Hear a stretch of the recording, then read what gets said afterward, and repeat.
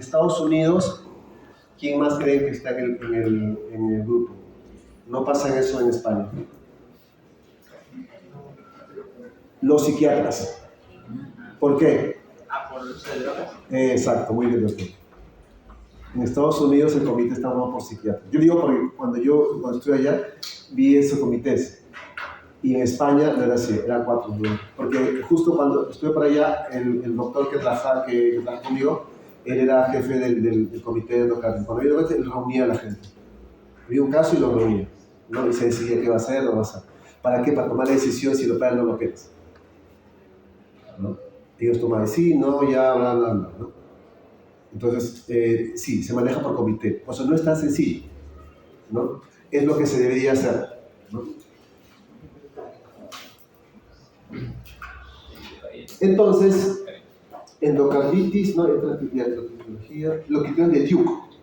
Ya, esto, lamentablemente, le digo así, esto es hasta el 2022, pero el año pasado, revisen ustedes en la revista del IDSA la modificación de la modificación del Duke, lo que están proponiendo recientemente, sobre el uso de las imágenes, todo, está cambiando, ¿no? Hay una nueva propuesta que todavía no está aprobada, todo, ¿no? Para modificar el Duke. No, hasta ahora esto sí, pero como bien. Y el Duke de por sí también ha sido modificado, ¿no? Seguro lo ha dicho el doctor, ¿no? Duke modificado, ¿no? Pero ahora también intentan modificar. Porque lo que se quiere es que no se escapen los diagnósticos, ¿no? Las decisiones de Jana Way, no lo de Osler, acá está el doctor, ¿no? Muy bien, buen ojo.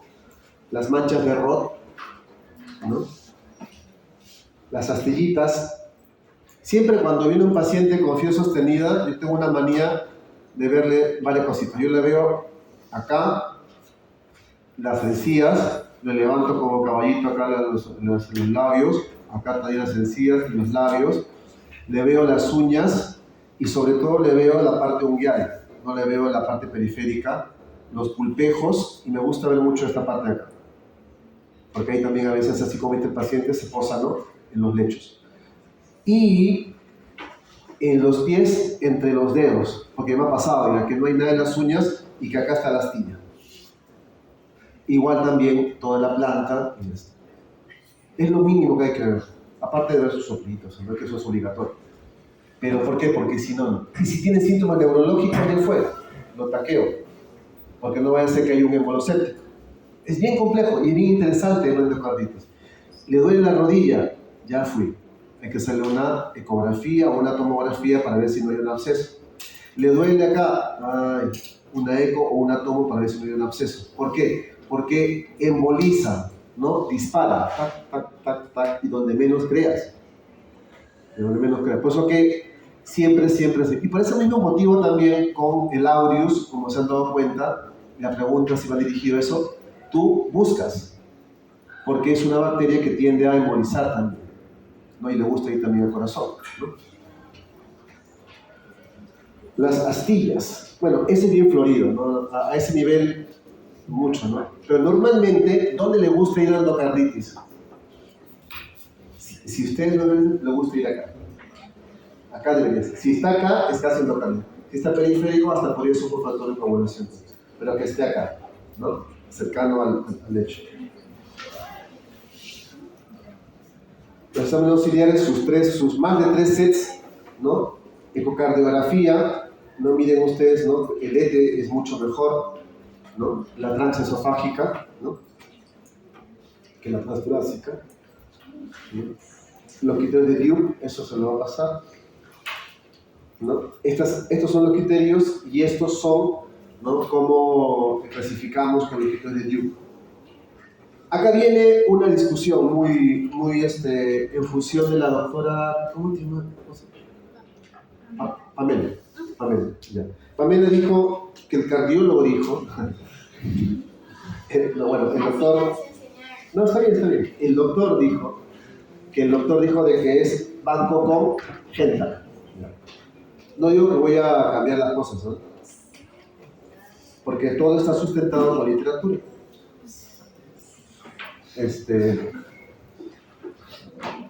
La guía europea ¿no? Propone, ese día también conversábamos sobre el Sanford, ¿no? Ya. Si ustedes leen el Sanford o la guía americana, ellos, es cierto, proponen vancomicina.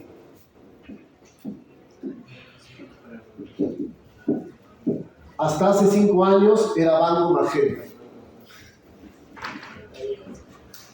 En los últimos 5 años la agenda ha sido como relegada y ha sido cambiada por ceftriaxona. Entonces ahora es banco más ceftriaxona. No digo que no se pueda dar agenda, se puede dar agenda, pero revisen el Sanford, ahí está, ¿no? Banco con ceftriaxona. ¿Ya? Los europeos plantean AMPI, OXA y Gental, pero también con la variación de la ceftriaxona sobre la Genta, ahora se usa AMPI, OXA con ceftriaxona.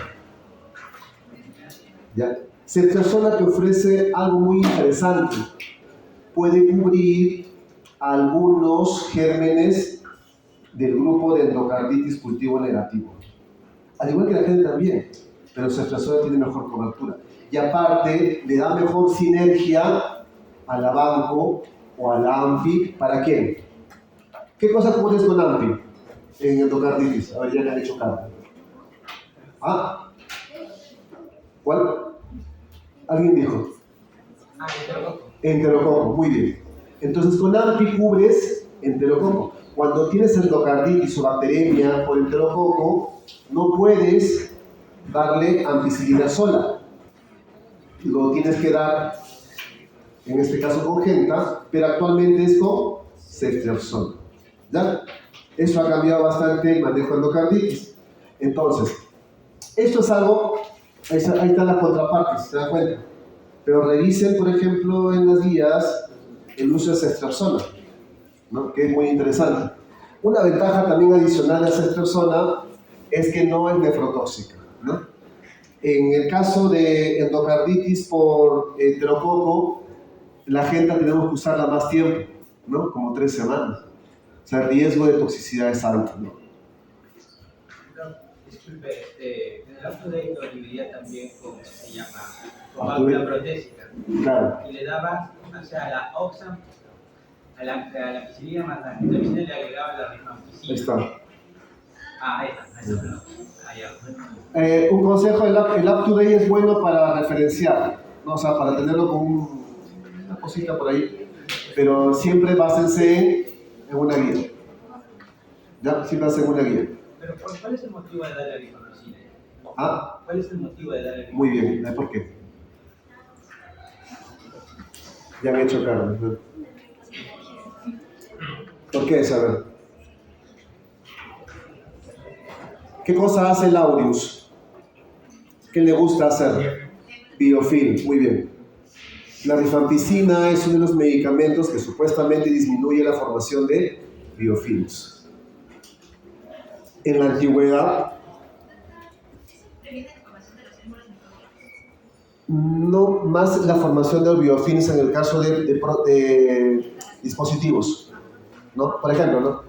Nuevamente, en la antigüedad existían infecciones de prótesis de rodilla, de cadera, y cuando había eso no mejoraban. Cuando hay el descubrimiento del biofilm y adición a rifampicina, el éxito del tratamiento de infecciones asociadas a prótesis mejora.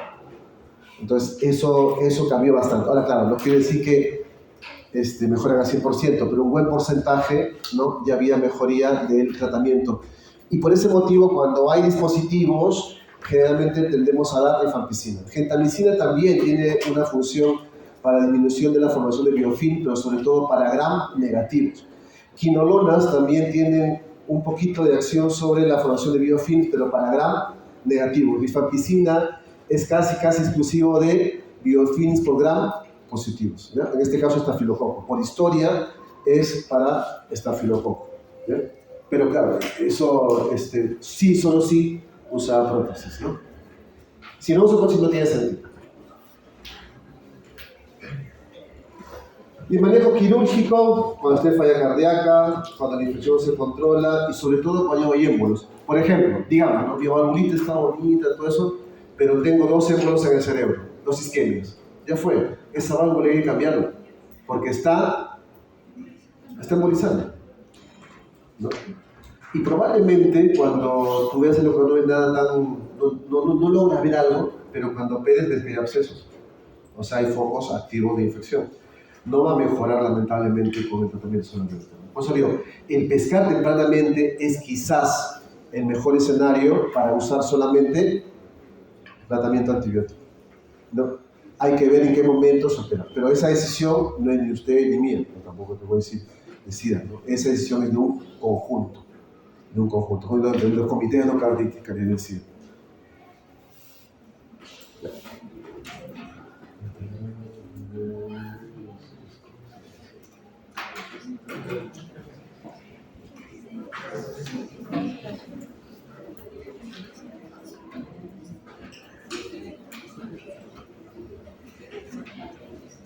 Ya, a ver, vamos a ITU. Bacteriuria asintomática. Esto es una cosa que yo les voy a espero que después de la clase, porque bacteremia por endocarditis, sí, les queda claro que hay que tratarlo, o sea, no voy a decir que no, puede ser un colonizante. Bacteriuria asintomática no, es el aislamiento de un germen, ¿no? a nivel del tracto urinario y que el paciente no tenga síntomas. ¿Por qué motivo hacemos bastante llamado a esto? Porque es relativamente frecuente decir, sobre todo en diabéticos, que eso ya estamos cansados, pero bueno. Concepto. Viene un paciente al consultorio del endocrinólogo, por alguna razón le ha pedido un cultivo de orina, ¿no? A veces piden sin síntomas. ¿Y qué sucede? Le encuentra una E. coli y el paciente no tiene ningún síntoma, ¿no? Le encuentra una E. coli. Y él decide tratar. ¿Qué está tratando? ¿Una infección real o una colonización? ¿Qué está tratando? Una colonización, ¿ya? Entonces, ese es el gran problema. Lo que hay que tener en cuenta es cuando yo pido algún método diagnóstico, en este caso un urocultivo, y cuando yo trato la infección urinaria. Eso hay que tenerlo bien en cuenta. Sí, solo sí, se pide un urocultivo cuando el paciente tenga síntomas. ¿Ya? Cuando el paciente tenga síntomas. ¿En qué pacientes yo realmente pediría un urocultivo independiente de los síntomas? En gestantes, ¿no? Acá es sí, solo si hay síntomas. O gestantes o pacientes con procedimiento que van a hacer un procedimiento urológico, o lo otro que es un poco de duda pero que ya están proponiendo, trasplantados renales menor de 1 mes. Pero este todavía está ahí que sí que no. No estamos en favor ni en contra. La guía te lo dice. No hay prueba a favor ni prueba en contra, ¿no? Pero si apareciera, tomarlo en cuenta. ¿Por qué? Porque si tienes una bacteria en tracto urinario a las 2 semanas de haberlo trasplantado, potencialmente el paciente si inmunosuprime puede hacer sintomatología y haber infección. Y el trasplante puede fracasar. Y es un problema, un trasplante que fracasa, ¿no? Ya. Pero estas son las 3 indicaciones por las cuales yo tengo que tomarle un cultivo de orina. ¿Ya? Hay una guía en 2018 de bacteriuria asintomática, está libre en el IGSA, en la Sociedad Americana, y van a ver una retafila de indicaciones que al final resumen en eso nada más. No en diabéticos, no en trasplantado de uno sólido independientemente de orina, no en alteraciones mentales, no y no. ¿Ok? Ellas son las indicaciones. Y en función a eso, yo trato a aquella persona que tenga el diagnóstico clínico, signos y síntomas. Acá está. O estos pacientes. Ahí sí. ¿No? El germen que encontré lo tengo que tratar. ¿Por qué motivo tengo que tratar la gestante? ¿Saben, chicos? ¿Qué cosa? Parto pretérmino y otro, ¿qué le pasa a la mamá? Coriomionitis. Y por ende el Víctor también no sé. Parto pretérmino y coriomionitis. ¿Por qué motivo? Procedimiento urológico, en la guía también lo dice. La posibilidad de translocación bacteriana durante el procedimiento. Por ejemplo, ¿no? Ustedes ahora que van a llevar urología, después van a ver que debo explicar, vamos a ponerle un catéter, ¿no? Doble J, o un pigtail, ¿no? Un pigtail por la vía inhalatoria, por el uréter masculino, ingreso. En ese momento que estoy ingresando y subiendo por la vejiga y luego entrando por el uréter, puedo, sin querer queriendo, lesionar el urotelio, que es, por histología, tiene pocas capas, ¿cierto? ¿Se acuerdan? Histología. No me preocupe, ¿va? El urotelio no pasa de 2 capitas. Y cuando tú metes el catéter, puedes romper el urotelio, no el uréter. ¿Y qué sucede? Desnudas el urotelio y si hay una bacteria en el tracto urinario puede traslocar. Es muy frecuente ver un paciente con bacteremia post-procedimiento urológico y que había una bacteria por ahí. Si el doctor no lo detectó o si sabiendo le hizo el procedimiento, es un problema, porque tenía riesgo de bacteremia post-procedimiento urológico. Eso pasa bastante. Entonces, es por ese motivo. Gestante, procedimiento urológico. Un paciente que tiene una sonda Foley 2 meses y le encuentra un germen, no tengo que tratarlo. Está colonizado porque la sonda está ahí. ¿Entienden? ¿Ya? Eso es diferente. Le voy a operar, le voy a poner un catéter, voy a ingresar hasta la pelvis renal para sacar un cálculo grande. No, eso es un procedimiento invasivo, eso sí. ¿Ya? Una biopsia. Listo. Y trasplantado renal, eso sí, ¿no? Eso todavía está un poco lejos, pero todavía está colocando como una posibilidad. No digo que sea 100%, la guía lo pone ya como que hay algo, ¿ok? Entonces, en ese contexto es que se tiene que tener en cuenta eso, si no al final se va a estar tratando pacientes que no ameritan, ¿ya? Ciclos cortos de 4 a 7 días en embarazadas, ¿ya? Y generalmente cuando son de tracto urinario bajo, ¿no? Nitrofurantoína. Si fuera alto, usamos algún beta-lactámico o usamos ceftriaxona, ¿no?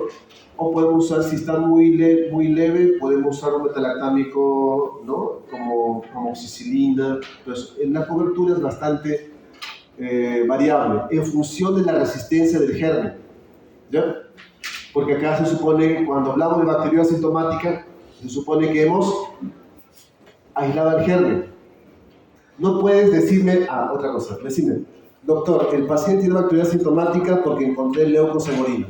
No, pues, el paciente tiene bacteriología asintomática porque encontré nitritos en orina. Y a veces me lo dicen, ¿no? No, encontré esterasa leucocitaria en la orina. No, ¿entienden? Entonces, es bacteriología asintomática cuando me traes la etiqueta ahí, acá hay un cultivo que dice que tiene tal germen en la orina y no tiene síntomas, bacteriología asintomática. Es gestante, se trata, ¿no? Con síntomas altos, un beta-lactámico probablemente, una quinolona, dependiendo de la susceptibilidad. Con síntomas bajos, nitrofurantoína, fosfomicina, ¿no? Nitrofurantoína sobre todo. Entonces, las castraciones pequeñas, ¿no? En los pacientes con procedimiento urológico es el traumatismo de la mucosa, lo que ya se había dicho. Ese es el motivo por el cual uno debería de darle todo servido al urólogo, o el urólogo tiene que prepararse que limpiar la orina. Ese es el concepto, limpiar la orina, para que él pueda operar con tranquilidad. ¿Ya? El trasplantado renal también, ¿no? Cuando es más de un mes antes. Eso es lo que decía, diabéticos no se recomienda. No se recomienda. ¿Ya? Eso fíjense por favor, porque es una mala costumbre por parte de los endocrinos o internistas. Dice, diabético, incluso dice, doctor, tiene 500 de glucosa, dice. Y eso no tiene nada que ver. La guía no te lo pone como tal. ¿Ya? No, pero pareciera que cada vez ese concepto está quedando bastante. Cáncer, dice, un paciente con cáncer, todo, doctor, mire, hay una bacteria en orina. No, suena bien crudo, ¿no? No, es que eso es cierto, no se le da. Sí, solo sí tenemos la función que les dije. Mitos. Ya, esta es parte de una charla que yo di, me acuerdo, en el Congreso, en la Sociedad de Infecto, acá en Perú. Orina turbia con mal olor es infección urinaria. Preguntas muy simples, que a veces no, ¿verdad? Solo el color y turbidez y el olor no deben de utilizarse para el diagnóstico. La orina turbia que huele mal no es diagnóstico. Deberías de examinarlo bien, ¿no? Hacerle un buen examen abdominal, o si gustas, hacerle PPL para buscar. Si no hay mayor síntoma, no tiene que ser eso. Eso les va a llegar a la consulta. Va a venir la señora, dice, estoy orinando caliente y me huele mal la orina. Es muy clásico en las mujeres. Viene así. Y tú tienes que decirle, no. Si le vamos con calma, toma más agua, hay que verle bien la siguiente consulta, si sigue igual y no hay mayor eventualidad fiebre, ahí nomás, ¿no? La orina puede tener otro factor que puede ser eso, ¿no? Identificación de una bacteria en orina. ¿Es ITU? Ya hemos conversado que no necesariamente, ¿no? Porque al final lo que tenemos es una bacteriuria asintomática. ¿Ya? No. Sí, solo si es gestante o hay un procedimiento urológico, y los casos más raros son trasplantado menor de un mes. Esterasa leucocitaria, cultivo positivo, o sea, tiene ITU y lo hay antibióticos, no también. Ya me ha pasado también que solamente por la esterasa leucocitaria los internitos, los residentes dicen, puede tener infección urinaria. No. Si tuviera síntomas, probablemente lo que hay que hacer es tomar un cultivo, arrancar antibiótico empírico, y yo le daría un valor a la esterasa. Pero si yo tomo el examen de orina por otra razón, o indicación del nefrólogo, y sale esto, no le vas a dar antibióticos. ¿Ya? Un examen con solo esterasa no debe ser usada para ITU. No. ¿Ya? Piuria. ¿Qué cosa es la piuria? Más de 100 leucos en orina. Más de 100 leucos en orina. Tampoco es. Y piuria realmente el color es feo. Pero si no tiene síntomas, no. ¿Ya? Un examen de orina con solamente leucos en orina no debe ser utilizado para el diagnóstico de ITU. No. ¿Ya? En neutropénicos, hay que ver que está deshidratado, alguna causa no infecciosa. Cuando ustedes vean leucocitos en orina, ¿ya? No solamente piensen en infección. Pueden pensar en tuberculosis, o pueden pensar en reumato. ¿Han escuchado el patrón telescopado? Ahí está el doctor Santos, muy bien, lupus. Patrón telescopado, pues. ¿Y qué se ve en patrón telescopado? Leucocitos. Algunos cilindros, ¿no? Proteínas. Es decir, los leucocitos lo que te dicen que hay reacción inflamatoria, no te dice estrictamente que es infección, ¿ya? Entonces, no. Nitritos, tampoco, ¿ya? Yo quiero decir solamente si encuentro nitritos, pero no hay síntomas, no le doy valor. Le doy valor cuando hay síntomas, ahí sí. Pero si lo encuentro de casualidad, no. ¿Ya? Porque es una tentación, ¿no? Ya eso todos los días para decir lo mismo a los chicos, siempre. Quita el antibiótico, no tiene sentido, y tiene otra cosa. ¿Por qué?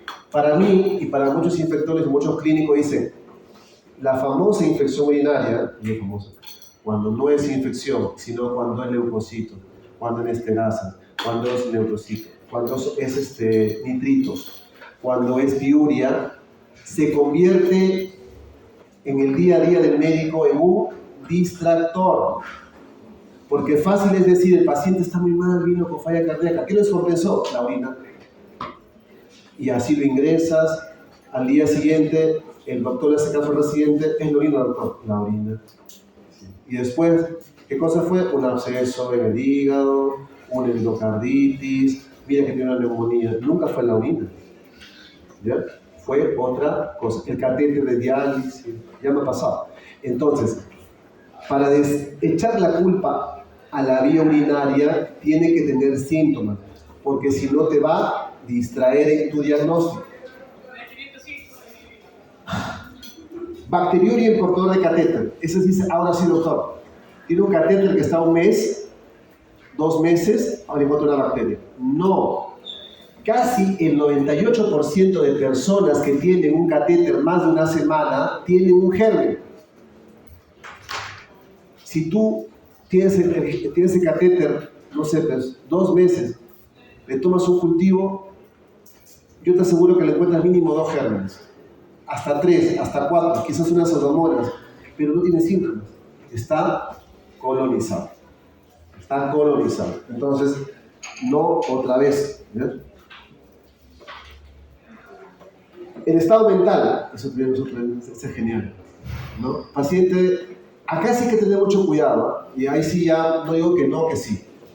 Viene un paciente con trastorno sensorio. ¿Qué es importante para decir que es infección urinaria? El paciente, ¿qué tiene que hacer? Tiene que hablarte, pero tiene que decirte, doctor, sí me duele acá, me duele allá. Y ahí recién, ya tiene síntomas. Pero si no puede hablar, en este escenario es un problema. Lo que tienes que hacer es descarte. Si no te queda otro foco más que eso, más que ese, tú lo asumes como tal.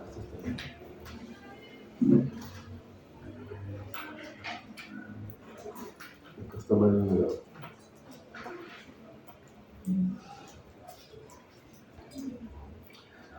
Los pacientes con bacteria progresan a una ITU y por lo tanto reciben antibióticos tampoco.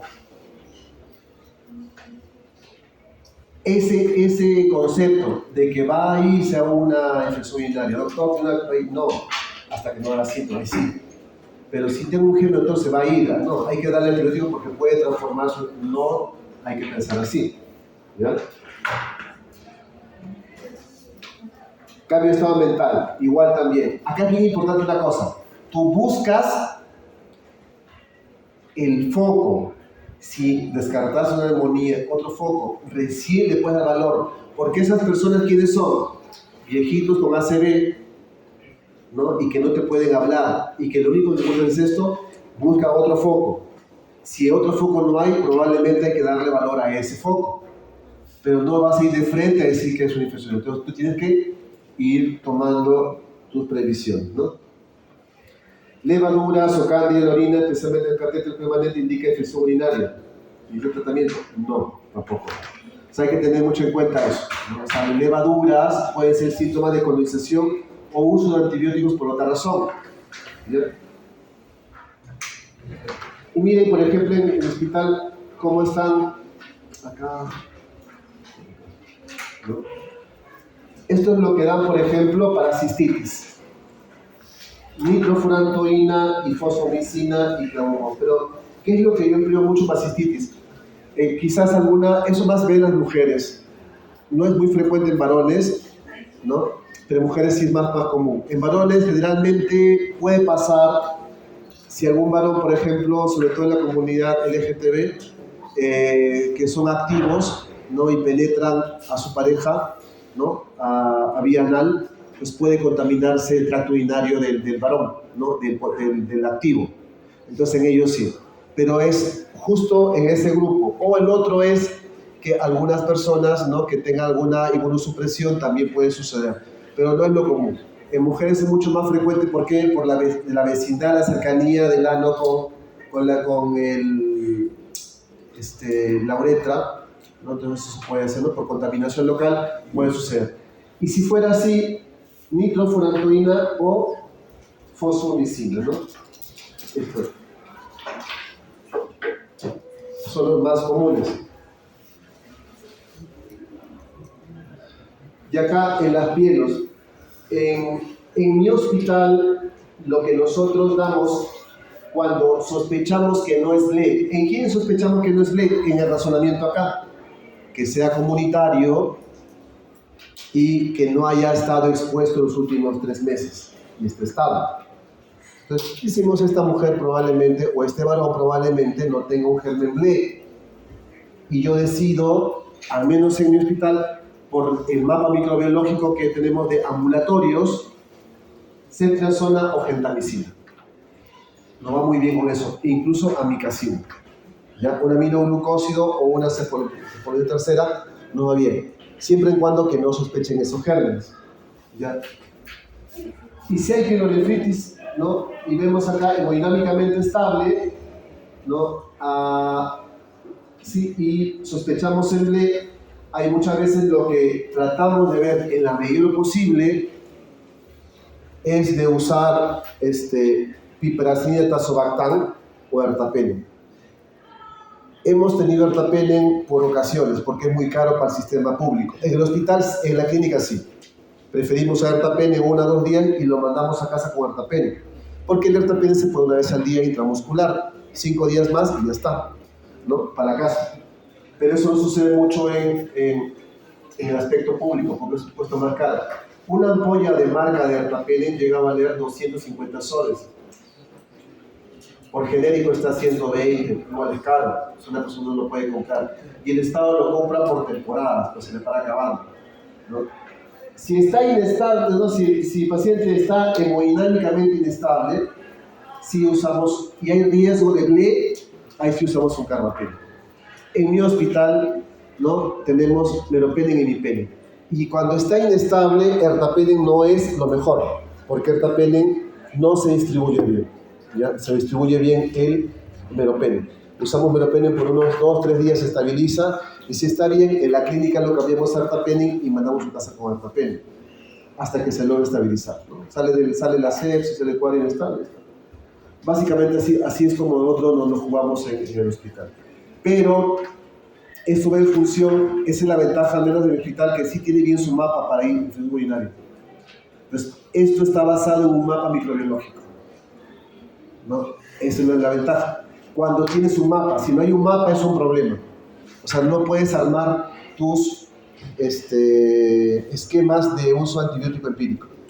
Con un mapa sí, ¿no? Te reúnes entre los infectólogos, todos decimos, ¿sabes qué? Decidimos en función de la susceptibilidad. ¿Ya? Listo. 5 minutos y regresamos, ¿ya? Para no saturarnos.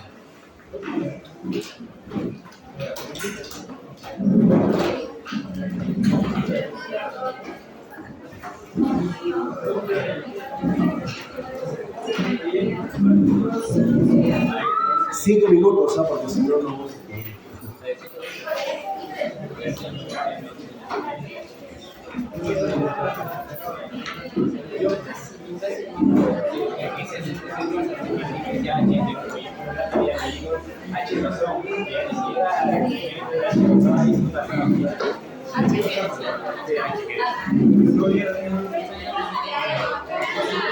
Casi, ¿no? O sea, pero dice, voy a revisar el suficiente nada más. No, no es así tan sencillo. La respiratoria tiene tipo 1, tipo 2, tipo 3, tipo 4, ¿no? Y la tipo 1 tiene 4 mecanismos de hipoxemia, la tipo 2 tiene 4 mecanismos, ¿no?, de restricción del patrón, y así. ¿O no? De igual forma, en la falla hepática, quizás el concepto es único, pero tiene las complicaciones como cuáles. La falla hepática tiene una complicación. ¿Cuál es la complicación de falla hepática? hemorragia digestiva, ¿no? Por varices esofágicas, PBE, ¿no? Peritonitis bacteriana espontánea, encefalopatía hepática, síndrome hepatorrenal y ascitis refractaria. Entonces, estudiar insuficiencia hepática implica estudiar las complicaciones asociadas. De igual forma, insuficiencia renal. Debería saber si es de forma aguda o de forma crónica, de etiología glomerular o de etiología intersticial. Y también saber sus complicaciones, ¿no? Uremia, hemorragia digestiva, trastorno de sensorio, ¿no? Trastorno de medio interno, hipercalemia, acidosis metabólica, ¿no? Con pH menor de 7.1 y así. Entonces, lo que te digo es, cada ítem tiene una profundidad que desafortunadamente para ustedes tienen que dominarlo. Eso sí les digo que sí tendría que dominarlo. Entonces, la insuficiencia cardíaca también, ahora que he hecho cardio, ¿no? Saber cuándo es aguda y cuándo es crónica, cuándo es derecha y cuándo es izquierda, ¿no? Si es húmeda, seca, ¿no? Esas cosas que están en las guías deberían de saberlo y dominarlo. ¿Por qué? Porque en el común denominador, cuando ustedes están en el hospital, en la emergencia o en el piso, esos son los pacientes que van a venir. Porque al final los pacientes en la historia natural van a terminar en una insuficiencia. Así que eso es lo que ustedes van a ver. Y en el transcurso de ese paciente se ha sobreinfectado, porque la infección constituye la primera causa de la descompensación de la insuficiencia. Entonces, tu paciente con falla cardíaca, con falla renal, con insuficiencia hepática, con insuficiencia respiratoria, se descompensa porque dio la neumonía, se descompensa porque es una bacteremia, se descompensa porque es una infección de partes blandas, se descompensa, con más razón, porque es una meningitis. Entonces, esos factores, ¿no? Que pueden ser múltiples para descompensar, uno de los principales, ¿cuál es? Una infección. De las infecciones, las que más relevantes, endocarditis, infección urinaria, neumonía, partes blandas y meningitis. Hoy día vamos a hacer las 4 primeras y la otra se ve aparte, ¿no? Lo que es meningitis con colapso cerebral. Entonces, un alumno de medicina, en el caso previo debería de saber las 4 insuficiencias y las 5 infecciones. Idealmente, dominarlas, ¿no? Literalmente dominarlas, porque van a ver que su día a día es así. Y esto conlleva a que también debería de saber y dominar bien lo básico del laboratorio, ¿no? ¿Qué tienes que saber interpretar? Tu hemograma, ¿no? Tu perfil hepático, tu perfil renal, incluido un examen de orina, lectura de un examen de orina, ¿no? Y tu perfil de coagulación, interpretar los valores, cuándo está arriba, cuándo está abajo. Eso tiene que estar en tu casita. Eso lo pueden ver en el libro Chamorro que les había dicho, ahí está cómo se lee, ¿no? Pero también sé que bajo ese pensamiento que nos formaron a nosotros hace muchos años, ¿no? No sé si han visto en San Marcos, hay un cursito, ¿no? Lo esencial para el interno. Hay un cursito muy chistoso que lo da el ASEM. Ese curso va en función de lo que en el pasado a nosotros, cuando éramos alumnitos internitos, los R superiores, ¿no? O los Rs nos exigían, debe tener un gran etc. Y así parábamos medio traumados, ¿no?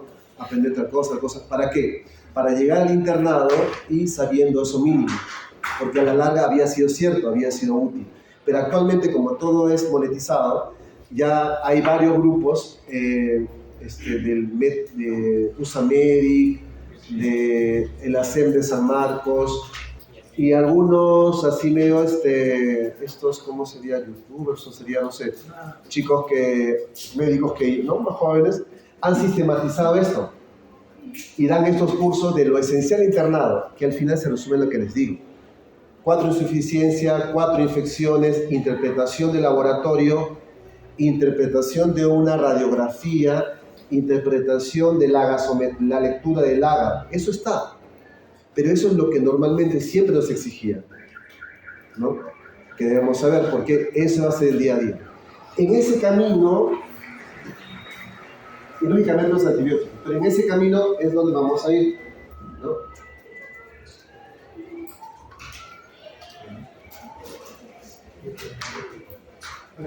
Creo que otra vez la aparece. Ya, es lo que estamos viendo.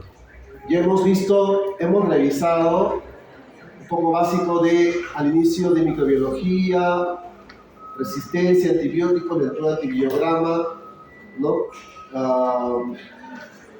Eso condensado, ¿no?, en el examen, que, ¿no?, más o menos, yo digo, el examen estaba complejo siempre y cuando hayas estudiado. Si estudiaste bien, el examen estaba bien, ¿no? Pero si no lo has estudiado, el examen sí pataleaba, porque tenías que manejar los conceptos que habíamos hablado, ¿no?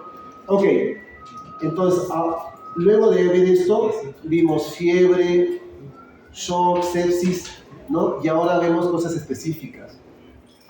Ya, a partir de ahora estamos viendo cosas específicas: neumonía, luego vamos a hacer VIH, vamos a hacer brucelosis, vamos a hacer tuberculosis, hepatitis, infecciones de trasplantados, todo eso, ¿no? Y específico. Lo otro era muy general, ahora vamos para acá.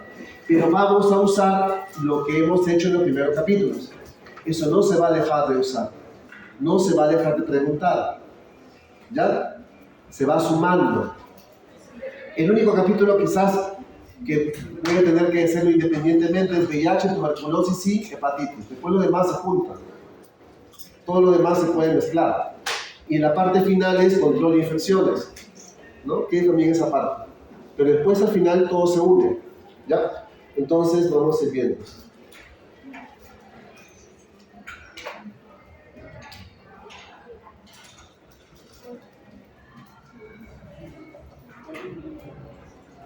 Nada. Hay varias neumonías, ¿no?, comunitarias, asociadas a atención de la salud, asociadas a ventilador. Estas asociadas a atención a la salud últimamente ya no se emplean, ¿no? De todas las infecciones, ¿no?, de las muertes y defunciones, las infecciones del tracto respiratorio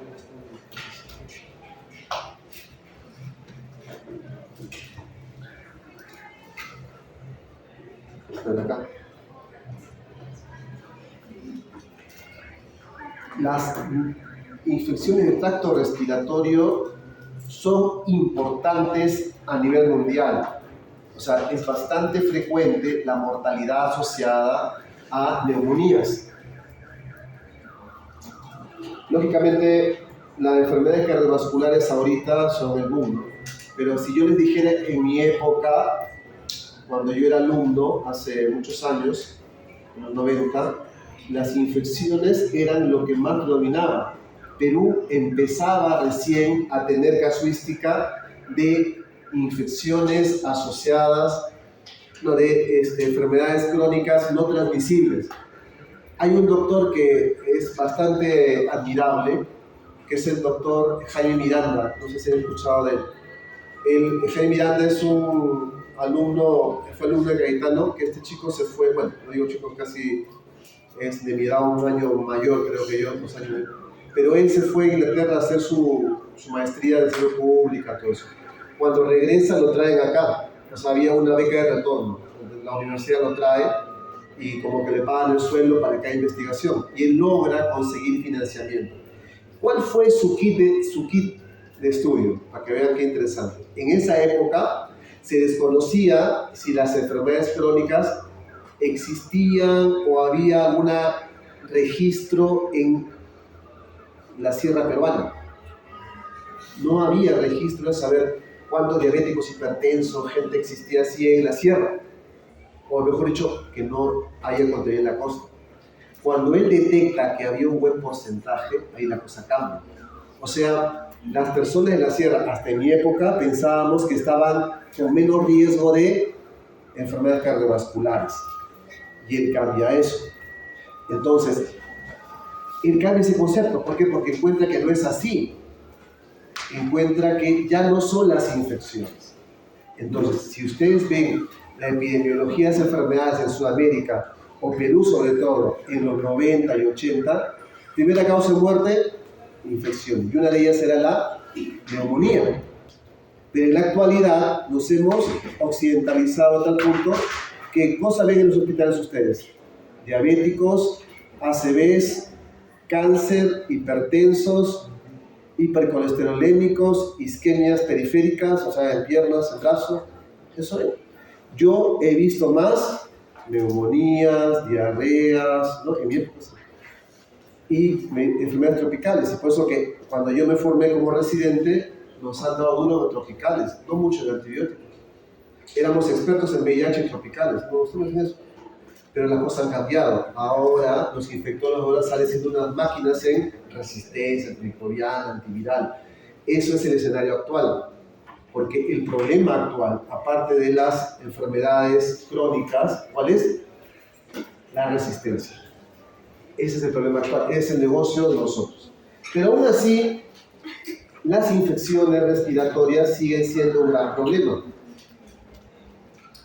Factores de riesgo,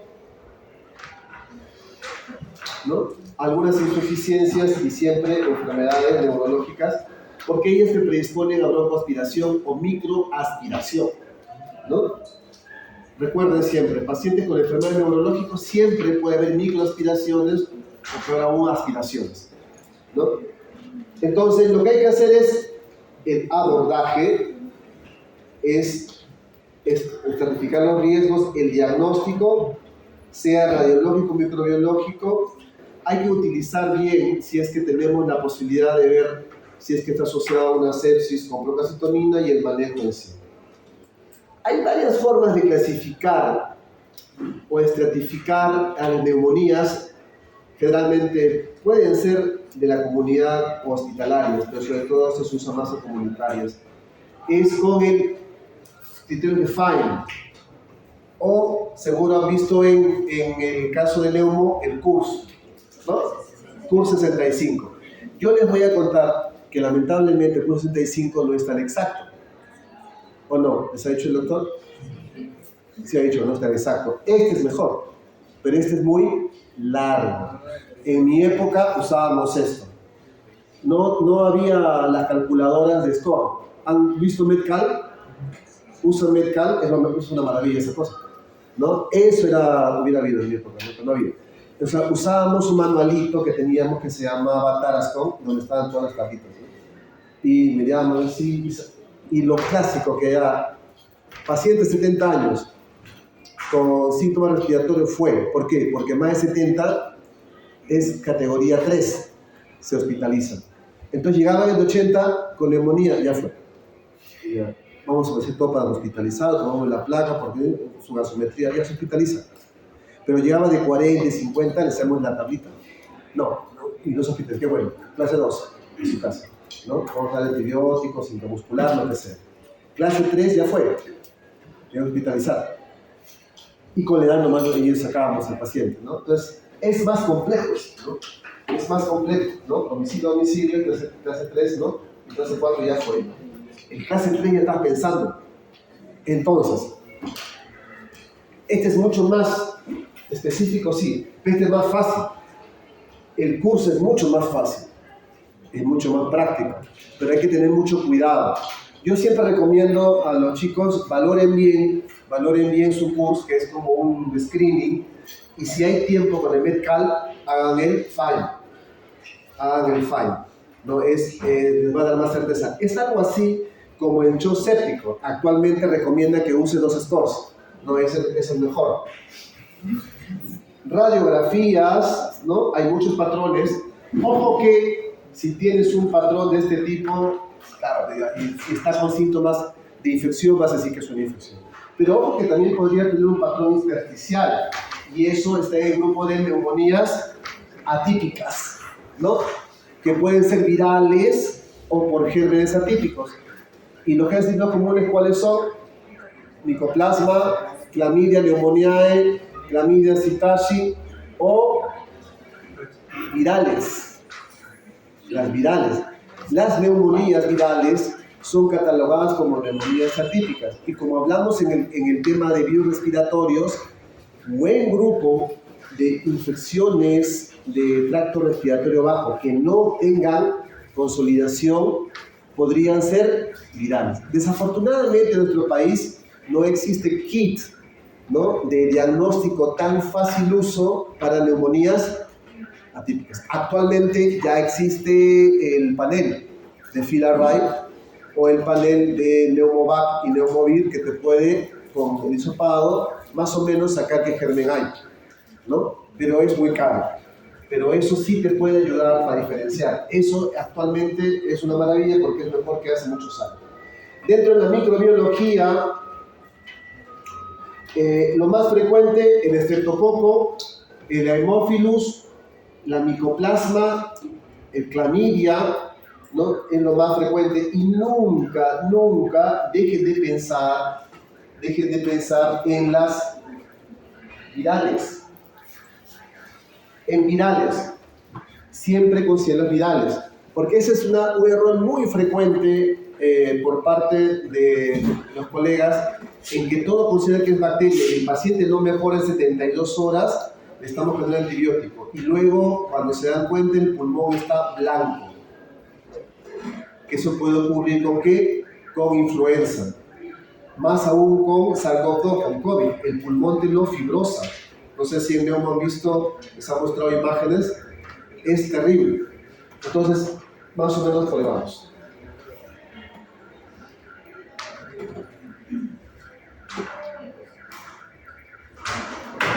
Los atípicos, ¿no?, que están acá,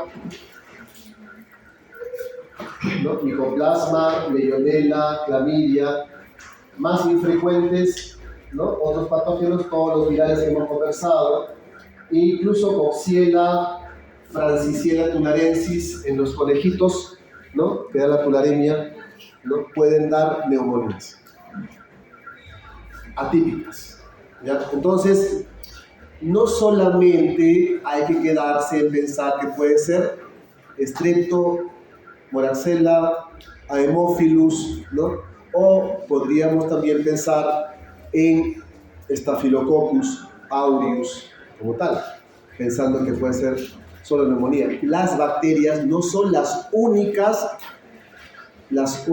causantes de neumonías, ¿ok? También podemos verlo en virales, como ya habíamos hablado. Ojo, ¿ya?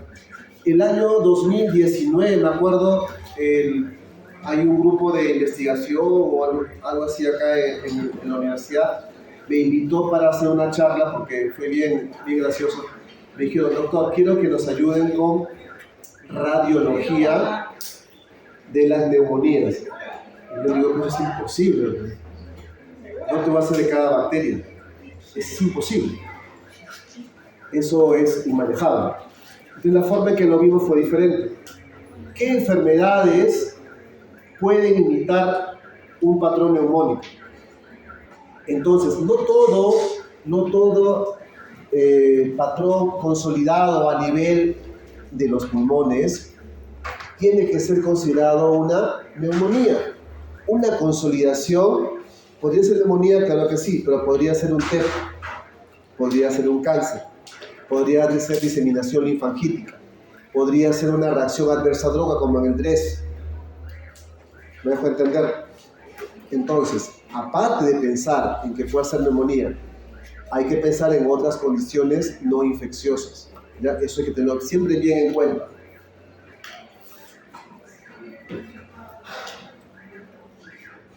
Cuando ustedes tienen, en el caso de neumonías, a veces no tenemos biomarcadores porque no hay, ¿no? Entonces, un biomarcador interesante es la procalcitonina, donde vemos en función de niveles.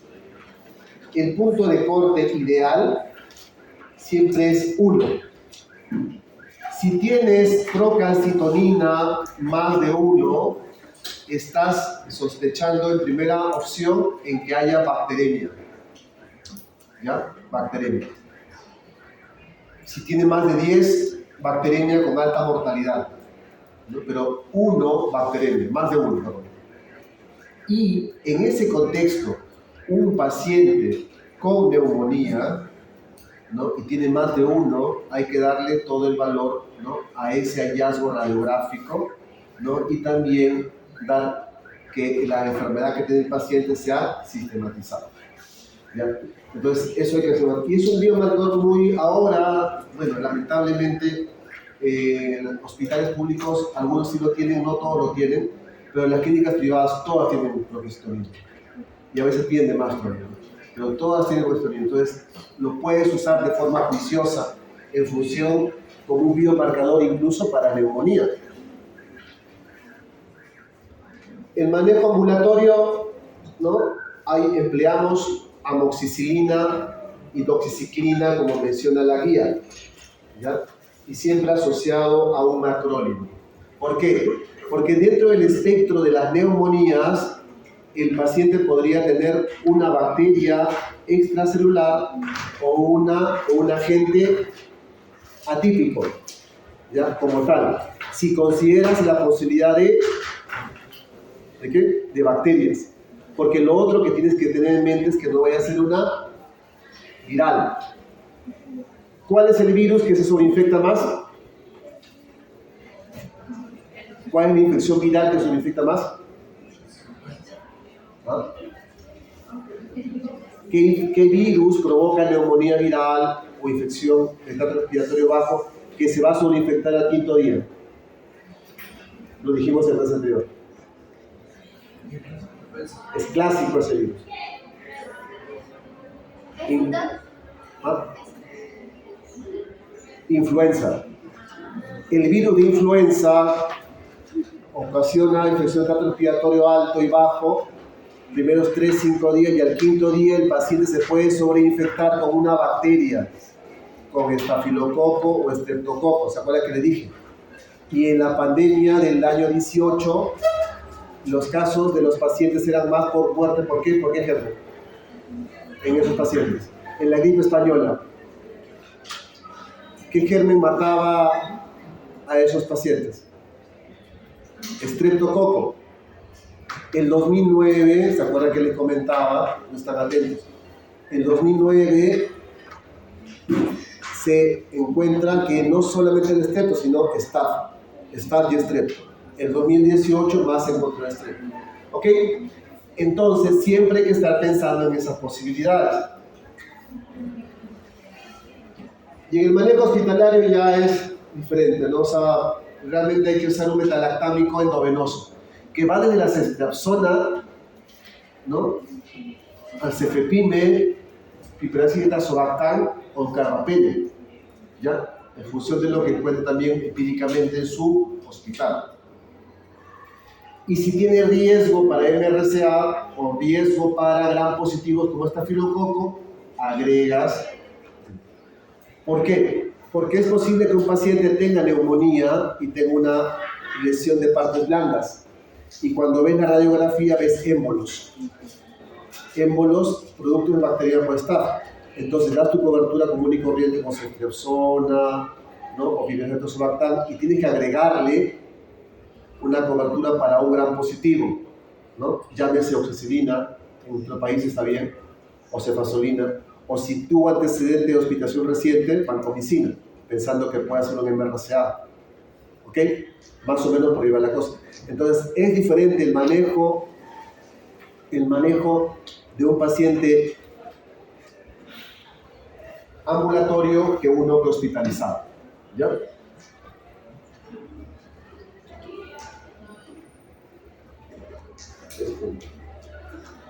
NIH, neumonía intrahospitalaria. Ya, ese es otro rubro.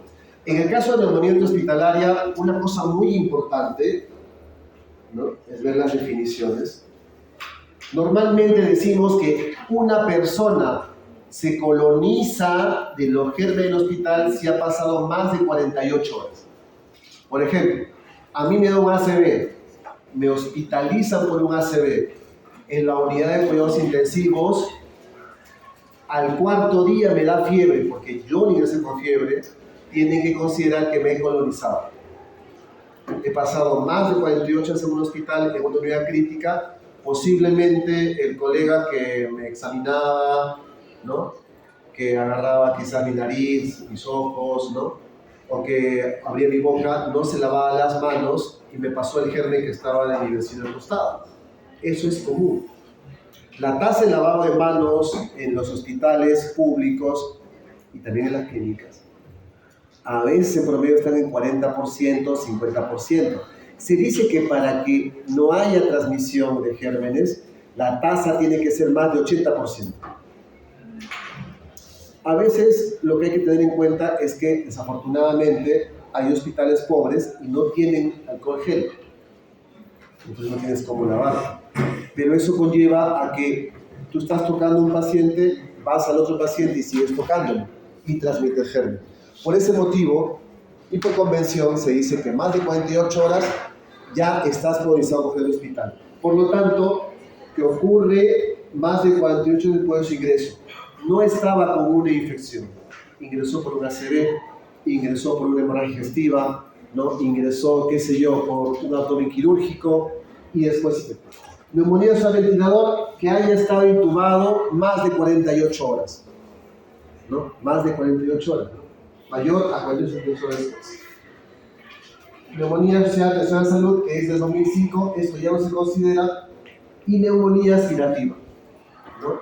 La neumonía aspirativa no es una clasificación nosológica, es más fisiopatológica, ¿ya? Porque obedece al mecanismo por el cual tú haces el proceso neumónico. Puede haber neumonía aspirativa de la comunidad, como puede haber neumonía aspirativa intrahospitalaria, ¿ok? Entonces, eso hay que tener en cuenta. Asociado a ventilador, ¿no? y complicaciones asociadas a la ventilación. Esto básicamente en función de aquellos pacientes que están invadidos, ¿no? Que hay una invasión, ¿no? Y como les digo, el tubito no es nada limpio a veces, ¿no? Se ensucia, se coloniza, los aspiran, todo eso. Y eso condiciona a que un cuerpo extraño que entra al respiratorio, todos estos secreciones que están acá, y acá hay un límite. ¿Cuál es el límite acá? El CAF. ¿Ustedes han visto el tubo endotraqueal? El tubo endotraqueal, en la parte distal hay un globito. Tú entubas y tienes que inflar el globo, ¿para qué? Para que se tranque, porque si no se va a salir, que me pasó el otro día. Que yo, para matar al paciente no le puso. Oye, tú estás con otro. Yo entubo, él tiene que, ¿no? Y no lo hizo. Tuvimos que reintubar. Ni siquiera se reintubó. Pero para que vean qué pasa.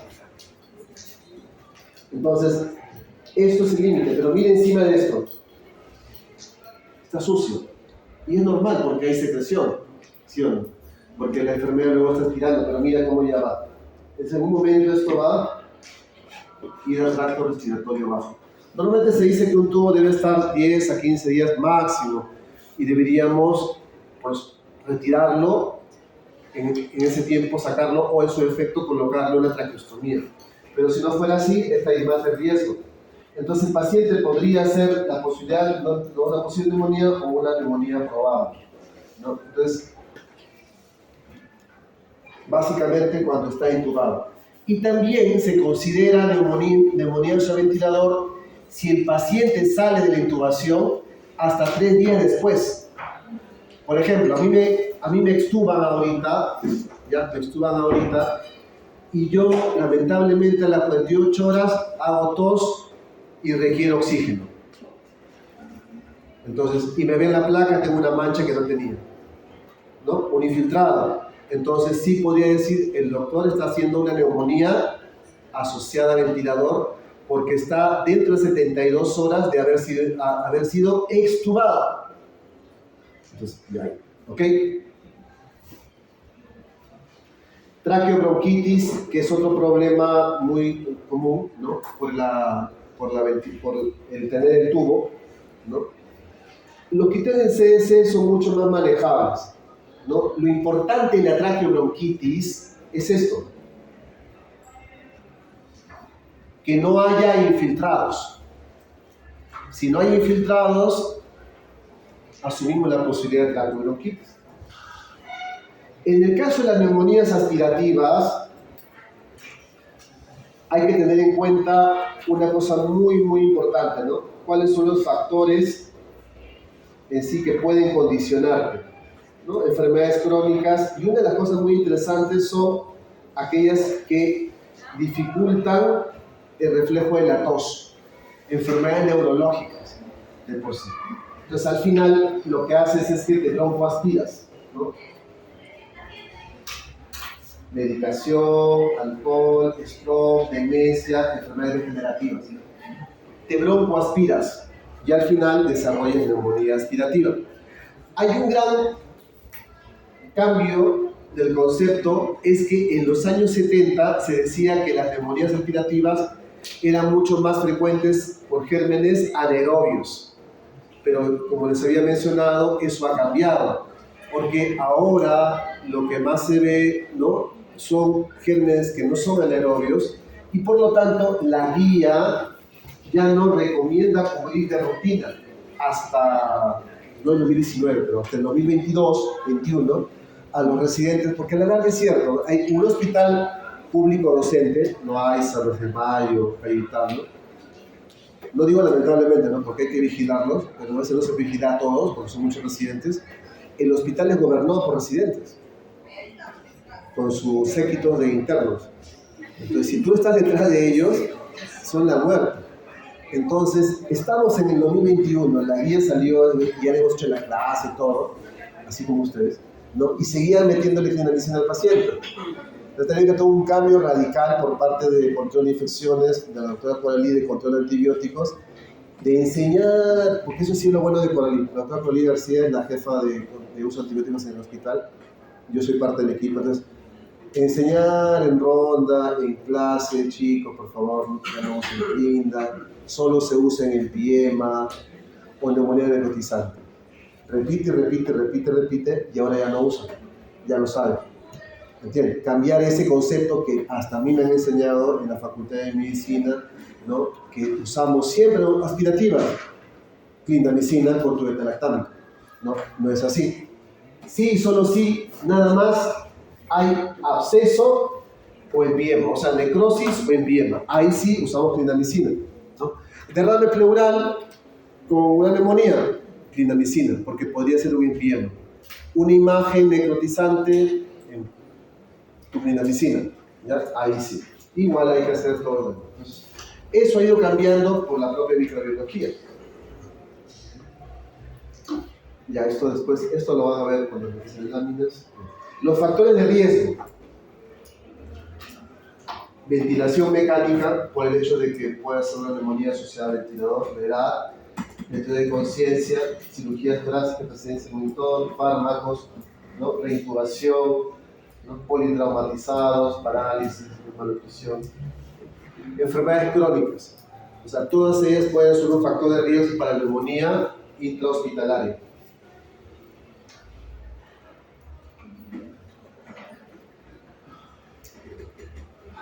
Esto, los gérmenes.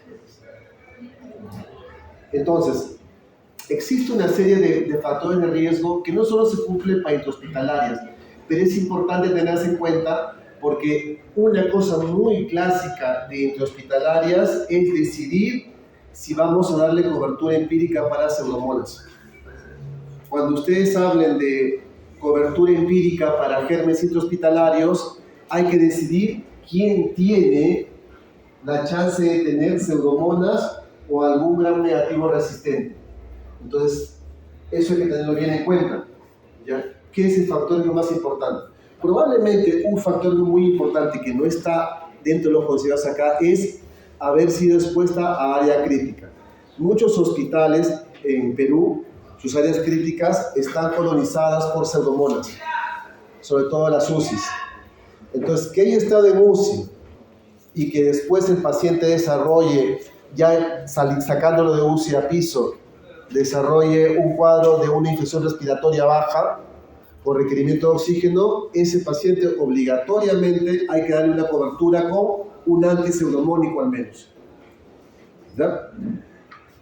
De igual forma también las UCIs tienen este riesgo, ¿no?, de gérmenes resistentes. ¿Ya? En el caso de los MRSA, los dispositivos intravasculares a nivel hospitalario, siempre. El paciente tiene una neumonía y lamentablemente está desarrollando, tiene un dispositivo y desarrolla una neumonía. Tiene un catéter, hace una neumonía. Tiene un CVC, hace una neumonía. Hay que considerar la posibilidad que tenga un MRSA. ¿Ok?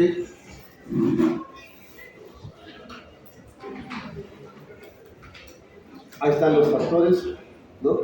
En los famosos, el término que le digo, ¿no? Famosos 3 meses. Los famosos 3 meses. Siempre el tiempo de promedio que lo hice cualquier día, así, ¿no? Por eso les puse el otro capítulo, ¿no? Cuando hicimos en la pizarra. Los famosos 3 meses. El diagnóstico infiltrado nuevo, más manifestaciones clínicas de origen infeccioso, ¿no? Esto es importante que lo definan, porque si no tiene eso, por favor, no vayan a considerar que es neumonía. Hay un gran problema, al igual que las infecciones urinarias en cuidados intensivos, que hacen aspirados traqueales para encontrar gérmenes y encuentran, por ejemplo, pseudomonas y el paciente clínicamente está inestable y asumen que puede ser una neumonía. Pero le toman la placa, está más limpia que la del médico. ¿Ya? No es quizás una neumonía. ¿Ok? Entonces, pero sí tenemos la tendencia, y se ve, de darle cobertura. Probablemente lo que hay que hacer es buscar otra causa de la inestabilidad. ¿Ya? Pero esto es importante, infiltrado nuevo. La manifestación clínica en un paciente ventilado es requerimiento mayor de oxígeno, aumento del PIB. ¿Saben qué es el PIB, no? La presión al final de la expiración, ¿no? Y que el PAFI disminuya. Si tienes esas 3 cosas, estás en máquina y encima aparece un nuevo infiltrado, hay que considerar la posibilidad de que el paciente está haciendo un intrahospitalario. ¿Ok? Y el otro punto es, si le puedes tomar cultivos de aspirado endotraqueal, idealmente de lavado broncoalveolar, o si pudieras, que eso sí es mucho pedir, de un aspirado, cepillado, ¿no? Lo que llaman un brush, ¿no? De la superficie del largo bronquial. Eso ayuda un montón, ¿no? Si fuera posible, pero eso acá es un poco difícil. ¿No? Estos son los valores, por ejemplo, que se tienen que tener en cuenta, ¿no? De cómo hacer lavado, un aspirado traqueal y un brush, ¿no? Un cepillado. Y acá viene otro punto interesante, que es ver el manejo. En el caso del manejo, lo que hay que ver es si el paciente tiene alto riesgo de fallecer o no, es decir, si está en shock séptico y está en ventilación mecánica. Esos pacientes tienen más riesgo de fallecer. Si no lo tienen, lo que hay que ver es el factor de riesgo para MDRs, ¿no? Si no lo tiene, solamente monoterapia. Si tuviera factor de riesgo para MDRs, hay que ver si tiene riesgo para MRSA, dispositivos, intubado, catéteres, ¿no? Y hay que ver si hay factor de riesgo para pseudomonas y gram negativos resistentes.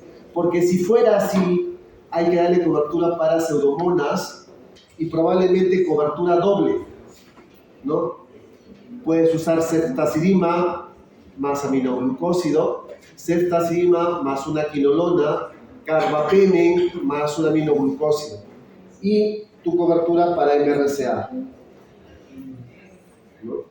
Monoterapia, anti-MRSA y anti-pseudomónico doble,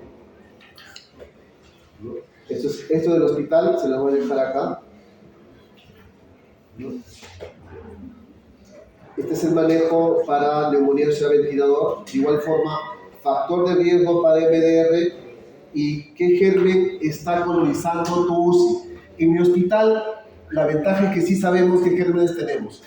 Tenemos una desventaja en Cayetano Heredia, es que tenemos pseudomonas y acinetobacter. El acinetobacter es terrible en el hospital. Llega a ser MDR. ¿Ya? Así que las neumonías podemos manejarlas, pero cuando hay bacteremia ahí sí es como una cosa muy fuerte, se nos ha muerto. Porque como Acinetobacter MDR, ¿se acuerdan del cuadro que les puse? No hay muchas opciones en el Perú, por no decir que no hay. En Bacteremia debíamos usar Cefiderocol. Y si no, con las combinaciones, a veces Dios es grande y se compadece y si no responde. A veces no responde.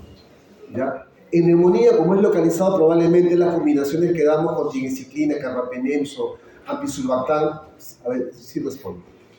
Pero si es bacteremia es un tema, ¿no? Porque no tenemos la opción de tratamiento para Acinetobacter. En pseudomonas tenemos algunas opciones, ¿no? Otros hospitales, por ejemplo, tienen Acinetobacter, pseudomonas, y tienen MDRs y tienen también estenotrofomonas, ¿no? Nosotros en Good Hope tenemos pseudomonas, pero que sí son sensibles, por suerte, ¿no? Pero sí hay pseudomonas en la UCI, pero por suerte son sensibles a carbapenems. Entonces todavía estamos tranquilos, ¿no? Cuando sale lo usamos, y a veces nos ha pasado una resistente, ¿no?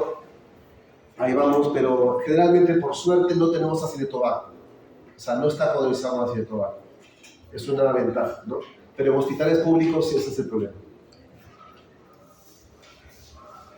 Terapia empírica, ¿no? Específica para MRSA, eso ya hemos hablado, banco lidesolid, lo que tenemos disponible, para pseudomonas, ¿no? Doble pseudomónico, para BLE, en función del antibiograma, para carrapenemasas, esto es lo que usamos, pero tenemos, ya saben, si tenemos carrapenemasas según los tipos, ¿no? A, B y D, podemos utilizar ceftriaxone, ¿no? Más astronal si es que fuera tipo B, ¿no? Beta-lactamasas.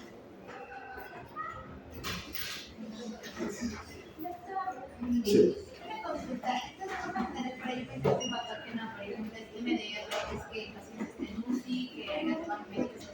Es un riesgo, es un riesgo.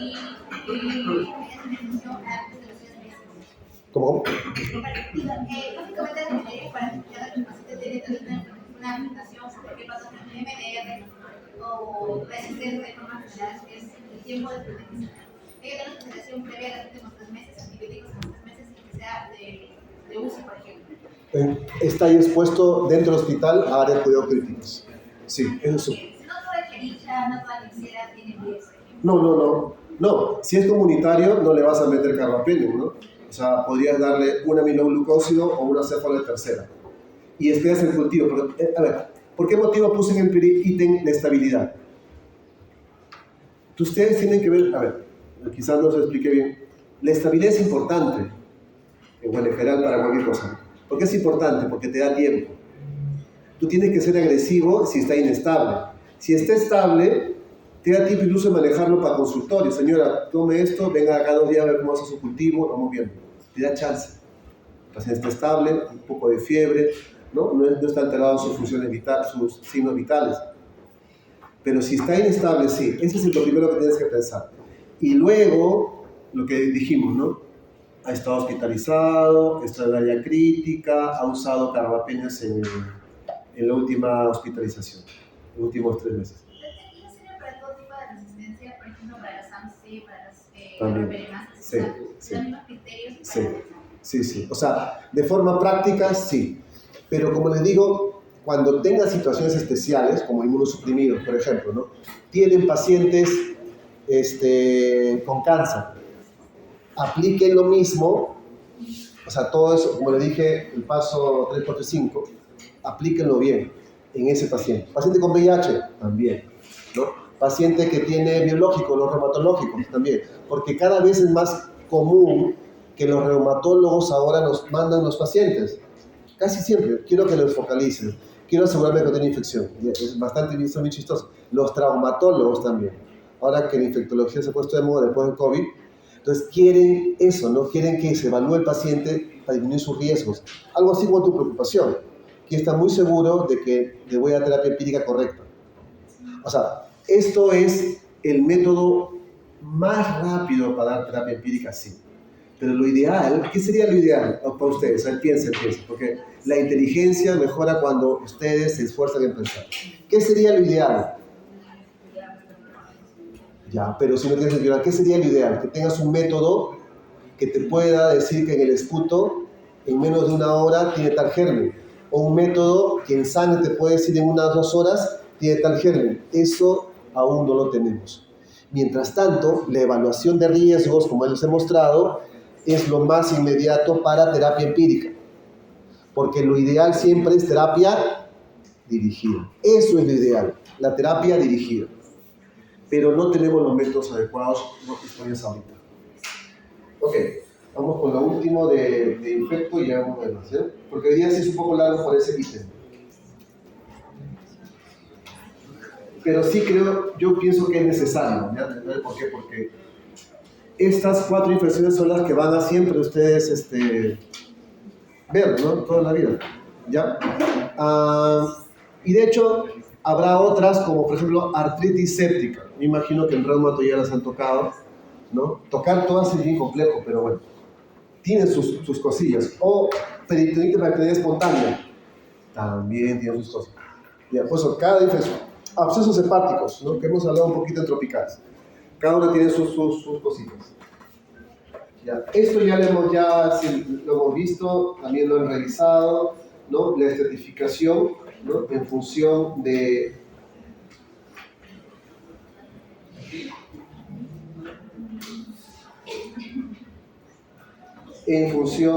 los estratos de la piel, ¿no? Epidermis, dermis, tejido celuloso cutáneo, fascia y músculo, ¿no? Y en función a eso vamos a ver la presencia de sintomatologías, ¿no? La presencia de vesículas, ampollas, erisipela y celulitis, ¿no? Desde arriba hacia abajo. Al final la celulitis, ¿no? Se convierte en el compromiso tanto de la dermis hasta el tejido celuloso cutáneo. Totalmente diferente a la erisipela, ¿no? Está más que todo en la dermis, ¿no? Ok. Los agentes infecciosos, ¿no? Puede ser el streptococo, el estafilococo, ¿no? Tenemos Haemophilus, pasterelas, canocitofagas, Eikenella corroides, ¿no? Estos últimos que están acá son asociadas a las mordeduras. Esos 3 gérmenes son asociados a las mordeduras, ¿no?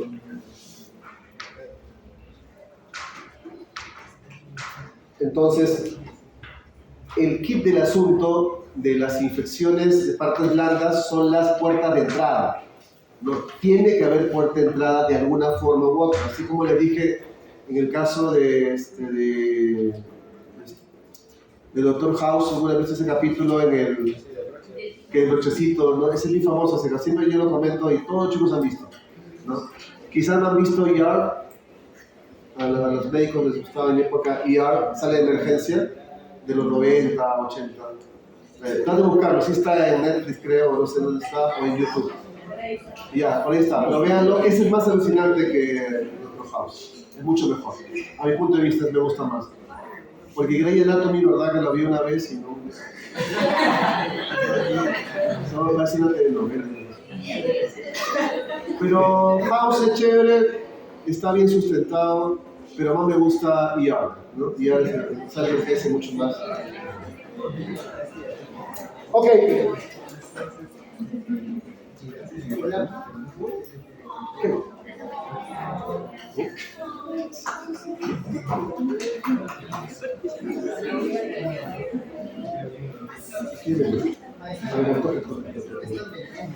Ya vamos, así como los hijos, vamos ahí. Y a mi mamá vendiendo, vamos avanzando.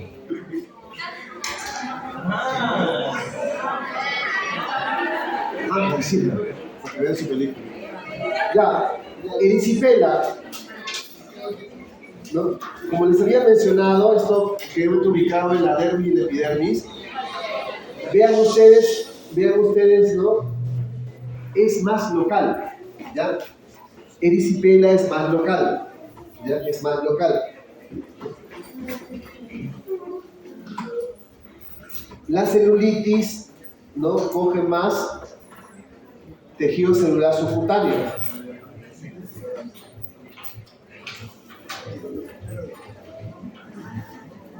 Y hay que ver, ya está. Vamos a ver acá. Impéticos, ¿no? Generalmente, acá lo que hay que tener en cuenta es que las lesiones no van a formar una herida que te deje costra, ¿no? Que te destruya la piel, ¿no? No te va a dejar una cicatriz, por así decirlo.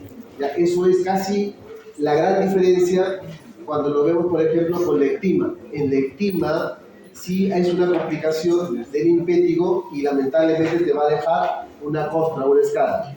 Si es un impétigo solamente, no te va a dejar escala. ¿Ya? Erisipela versus celulitis, ¿no? La erisipela está encima, mientras que la celulitis está más profunda. ¿Ya? Coge celular subcutáneo.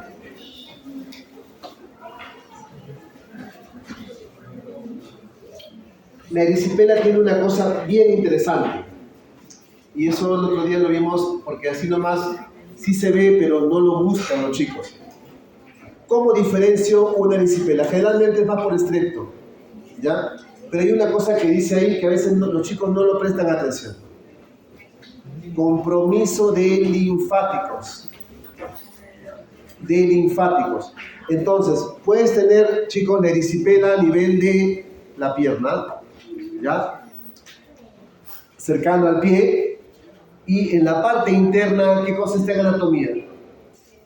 El drenaje linfático, ¿no? Hay una corrida de ganglios, al igual que en el brazo, en la parte, ¿no? Acá, interna, externa acá, encima, hay una corrida de la corrida linfática.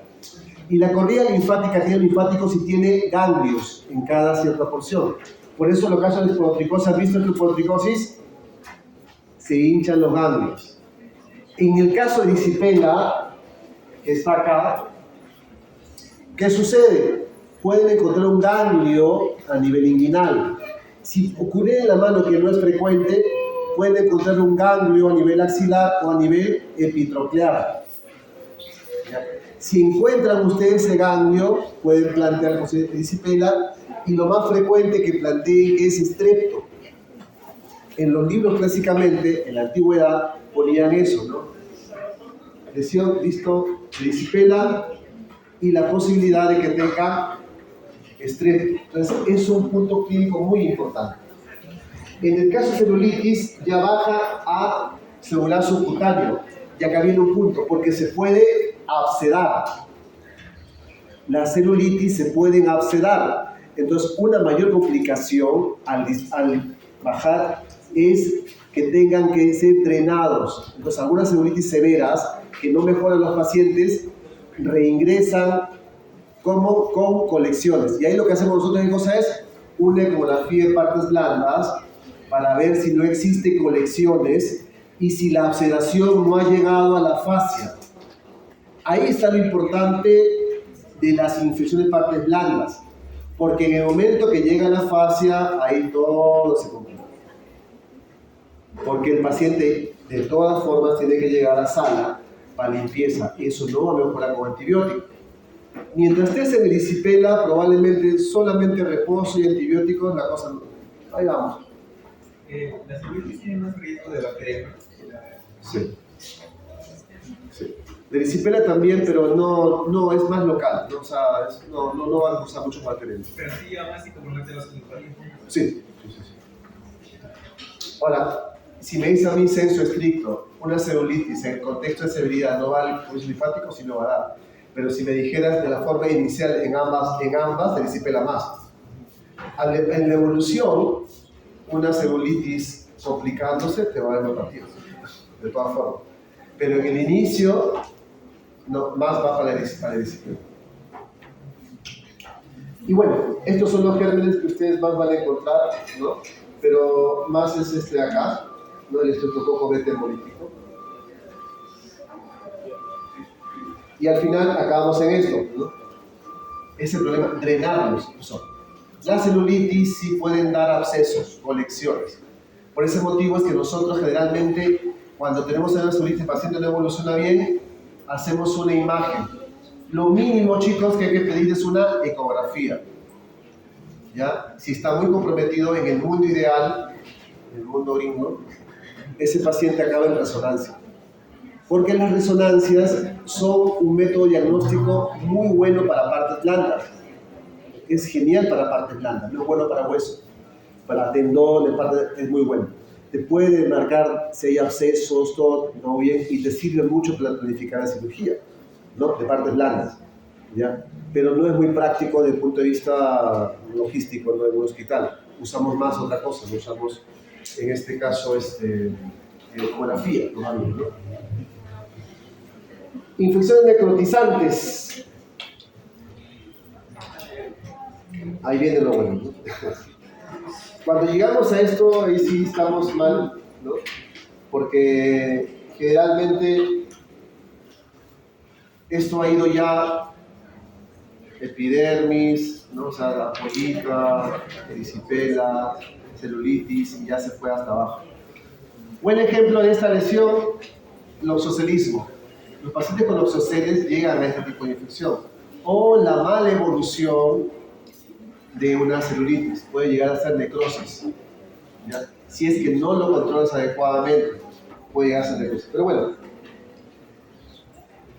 puede ser monomicrobiana o polimicrobiana, y ahí siempre hay que pensar la posibilidad de un MRCA.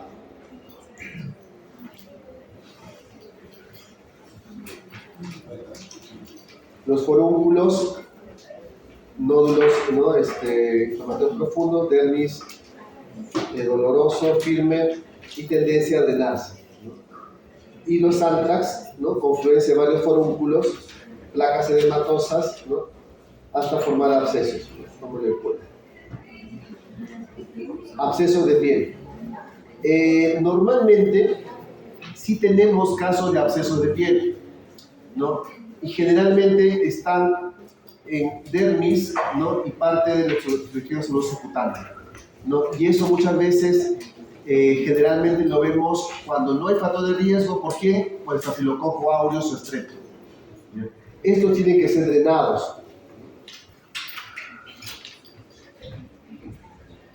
Esta forma de clasificación, que es la forma más simple, ¿no? Es la que propone y la que sugiere la Sociedad Americana de Enfermedades Infecciosas.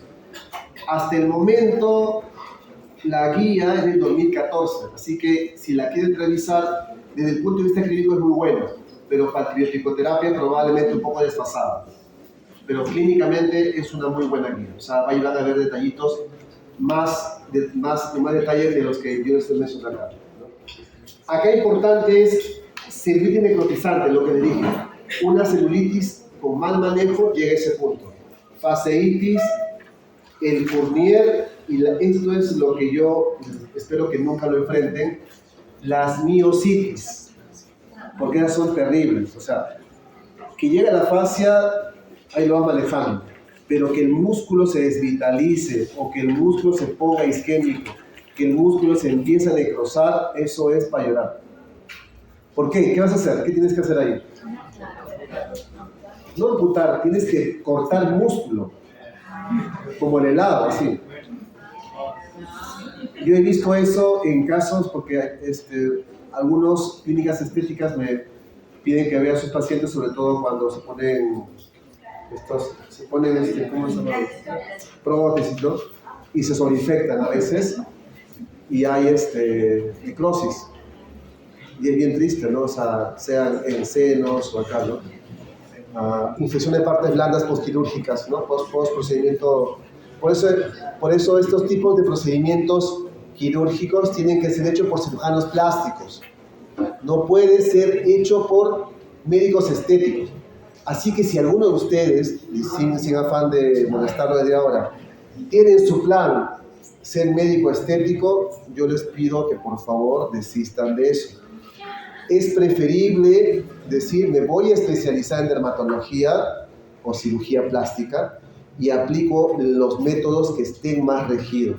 Muchos procedimientos de medicina estética, como los fillers, los rellenos, no están aprobados, pero acá lo están aplicando, y algunas chicas, por querer quizás tener mejores ayudas de su anatomía, se aplica en eso. No solamente en senos y glúteos, sino también en el rostro, ¿no? Ácido hialurónico, el famoso perfilamiento, ¿no es refinamiento facial, ¿cómo dice? Reducción facial. Ya, eso.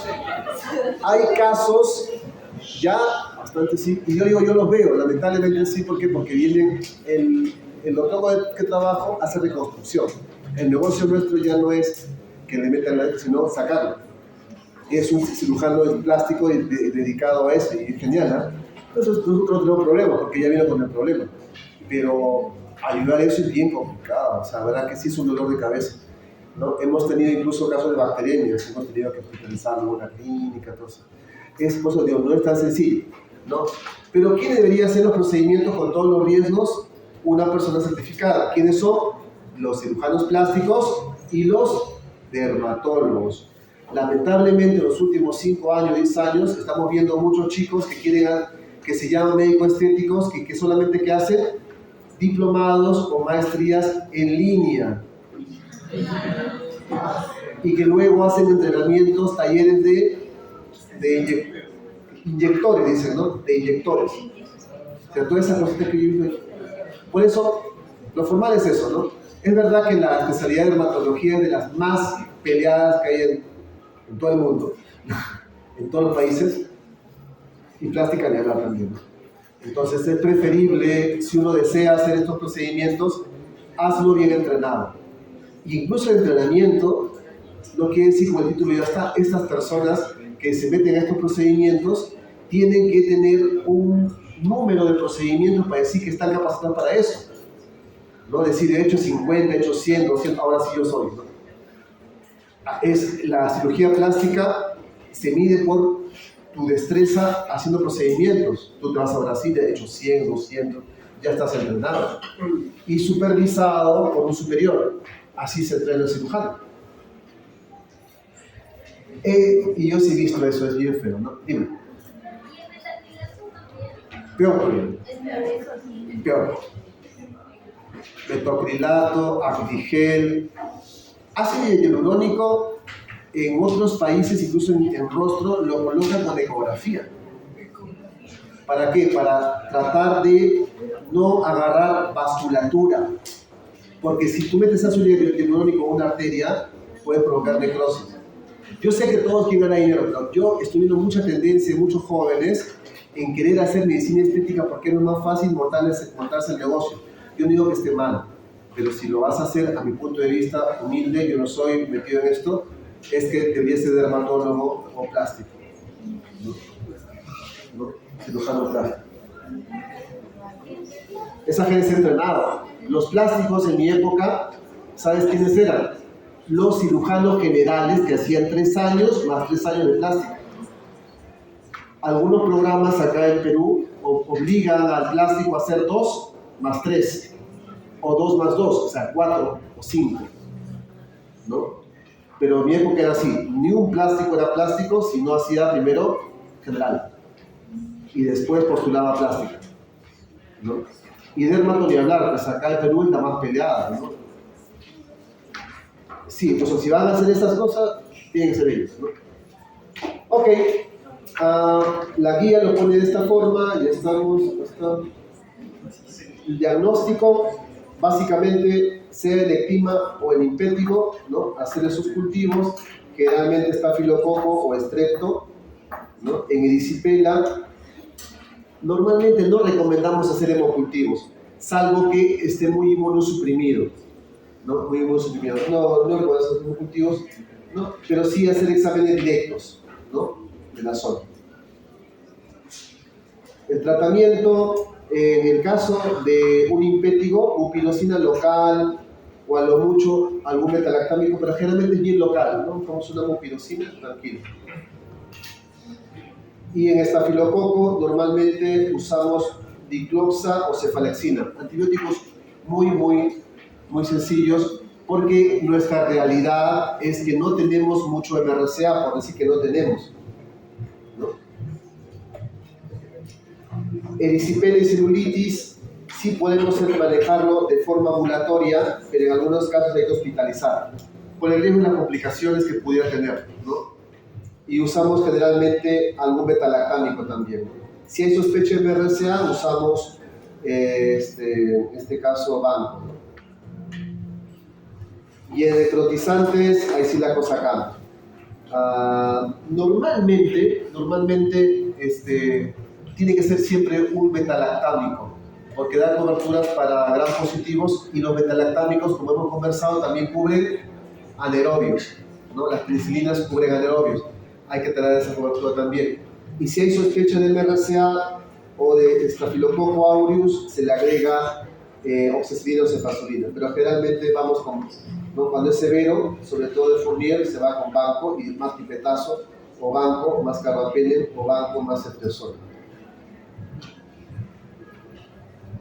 Este es un resumen de la propia guía, ¿no? Del 2014. Ahí está todo resumido el manejo en las purulentas y no purulentas. Y en esta parte de acá se las voy a dejar porque acá están las coberturas antibióticas más empíricas, ¿no? No les voy a poner dos, si ya dije ustedes o no. Eso no. Pero eso básicamente para que lo tengan. ¿Ya? Ya. 5 minutos y hacemos tropicales, ¿no?